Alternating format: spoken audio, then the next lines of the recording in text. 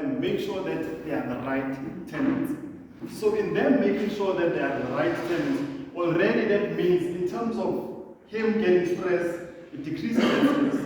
Now, as Mukas, what happens is he did mention that I was about to give away my pen to whoever got it right. But it's okay, it's okay. So it goes back to us, we're having unnecessary stress that we shouldn't actually be looking at, especially the 1 year hand to mouth. The reason why I want to speak about that, bring it back up, is because we might take it for granted. Why must I be paying? Why must I be paying the bank? This is the question that the normal person will ask themselves. Why must I be paying the bank 20 rand? Rather than just getting that money from the tenant. I'd rather get that money, put it under my bed, or get that money, use it for whatever. However, now when I'm starting to get, let's say for the 12 bedrooms, I'm getting 1,000 each, right? I'm taking that money, putting it in the bank. What does that do?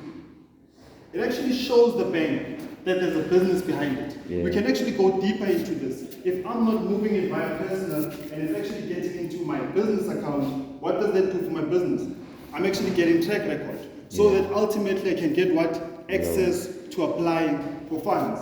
Sure. So the more you are actually saving those 20 rands, in the long run it's going to catch up with you. So we need to look at property investing with a different eye, especially when it comes to investing in yourself. So now let's look at this term of saying that I'm saving 20 rand, right? Now, you're saving 20 rand in terms of the bank charges, right? But now the problem is that how are you growing your credit score?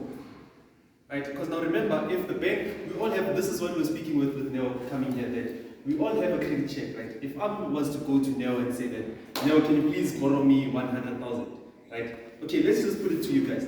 Say for instance, this is the first time we're meeting and I'm like, please borrow me 100,000. Are you going to give me?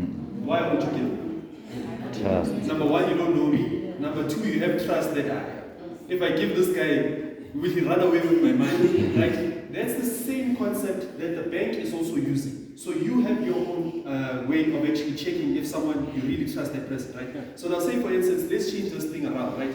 The first time I come to you, I'm like, please borrow me 1,000 rand, and you give me that 1,000. And I come back 2 months later, I give you the 1,000, and I also give you an additional 200 rand, right? The next time I come to you and say that, can you please borrow me money? Are you going to give me that money? Yeah. Chances are you're going to give me that money, right? Because we already have a credit score with you. The same thing happens with the bank. The bank firstly wants to see if you're actually getting money on a monthly basis. After that, that's when they're like, okay, so now this person is getting money on a monthly basis. How are they getting their money?